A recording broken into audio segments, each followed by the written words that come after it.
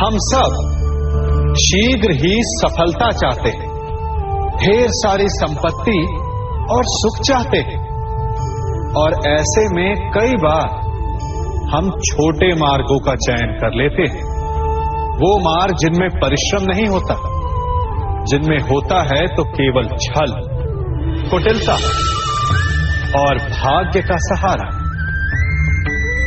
जैसे कि जुआ। कोई जुए के खेल में धन लगाता है, कोई दांव लगाता है, और ये भूल जाता है कि जुआ ऐसा दलदल है कि जिसमें एक बार गिरे तो सर्वनाश से पहले निकलना असंभव है। यदि आप जीते तो और जीतने की भूख बढ़ जाएगी, और यदि आप कुछ हार बैठे तो उसे पुनः पाने के लिए आप फिर से खेलेंगे। मनुष्य को ये आभास ही नहीं होता कि अपनी संपत्ति के साथ साथ वो अपनी मानवता, अपने संस्कार, अपना धर्म और अपना उत्तरदायित्व सभी जुए की भेंट चढ़ा देता है। इसलिए कुछ पाना है तो परिश्रम से पाओ।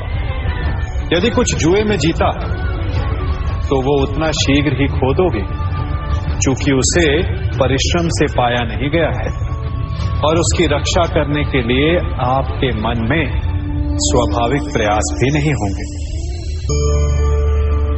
क्षमा बढ़न को चाहिए, छुट्टन को उत्पाद। क्षमा इस संसार में शांति का, सुख का मूल आधार है। क्षमा आपके मन से प्रतिशोध और शत्रुता जैसे भावों को समाप्त करती है। परंतु क्या हर स्थान पर क्षमा आवश्यक है? क्या प्रत्येक का अपराध क्षमा करने के योग्य होता है? नहीं। कभी कभी उसे क्षमा करके हम उस व्यक्ति को और बड़ा अपराध करने की प्रेरणा देते हैं, और ऐसा ही अपराध है स्त्री का मान भंग करना, जिसमें क्षमा की कोई अवस्था नहीं। यदि सिंह भूल से गाय के बछड़े का अखेट कर ले तो उसे क्षमा किया जा सकता है, परंतु यदि वो नरभक्षी हो जाए तो उसके केवल दो स्थल होते हैं, या तो पिंजरा या फिर मृत्यु की गोद। कुछ परिस्थितियों में क्षमा के स्थान पर दंड देना आवश्यक होता है, क्योंकि ये दंड का भय ही है जो लोगों को वो अपराध करने से रोकता है। संसार में सबसे बड़ा क्या है? अभिमान और बाहुबल, या विश्वास और आस्था? निश्चित रूप से बाहुबल के महत्व को नकारा नहीं जा सकता। मनुष्य अपने बाहुबल से पर्वत को मैदान बना सकता है, सागर सुखा सकता है, मरुस्थल में नदियां बहा सकता है, परंतु बाहुबल को सहारा होता है विश्वास का। यदि मन में विश्वास ना हो तो बाहुबल किसी काम का नहीं।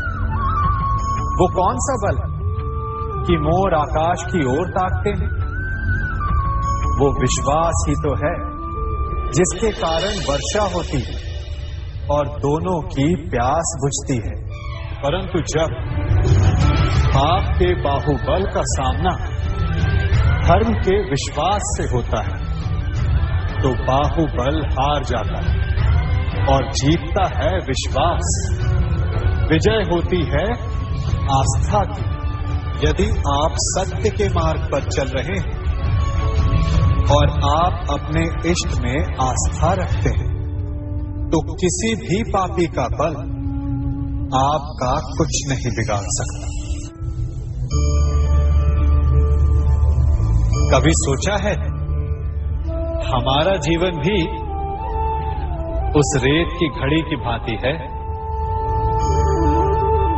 जो रेत नीचे गिर चुकी है वो हमारा अतीत, जो अब भी ऊपर है वो हमारा आने वाला भविष्य है, और वर्तमान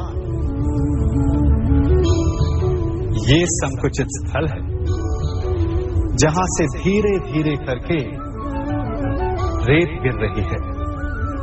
अर्थात हमारे पास जीने के लिए यही एक क्षण है।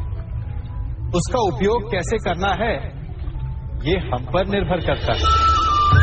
जो बीत गया उसका दुख मनाना है या जो भविष्य में होने वाला है उसकी प्रतीक्षा में क्रोध करना है।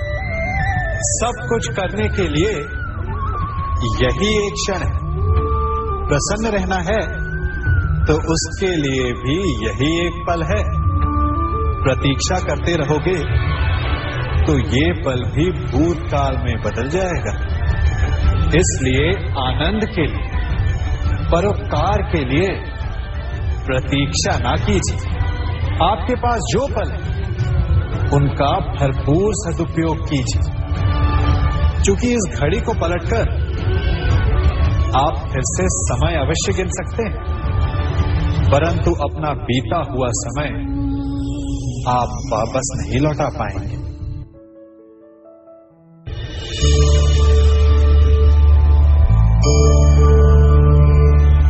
मनुष्य के जीवन में संतान का बहुत महत्व है। उस संतान के लिए वो कितने कष्ट सहता है, उसे पालता है, पोसता है, और यदि यही संतान संताप का कारण बन जाए तो क्या ये उसका दोष है? अधिकतर ये दोष हमारे लालन पालन का होता है। बचपन में बालक के हठ को मानकर हमें आनंद की अनुभूति अवश्य होती है, परंतु धीरे धीरे अपने बालक के हठ को मानकर उसके हठ के दास हो जाते हैं।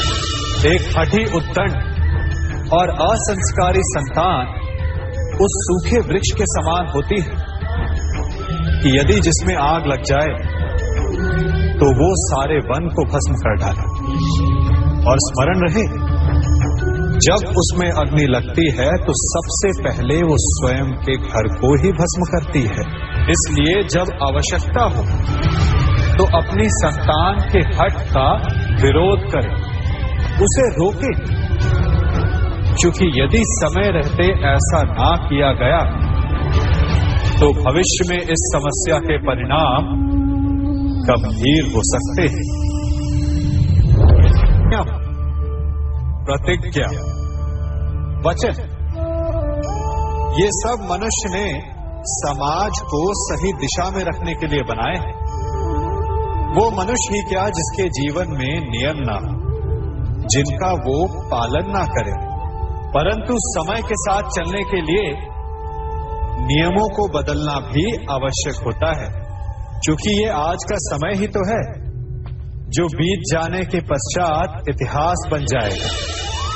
यदि आवश्यकता पड़ने पर नियम और प्रतिज्ञा भंग ना की जाए, समय की मांग के अनुरूप अपनी प्रतिक्रिया ना बदली जाए, तो इतिहास हमें कभी क्षमा नहीं करेगा।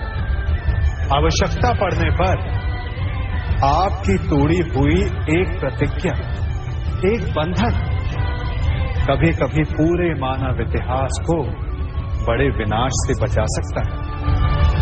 इसलिए नियम, प्रतिज्ञा, वचन कुछ नहीं, कुछ है तो केवल समय, जिसके अनुरूप चलने वाला ही सफल हो सकता है।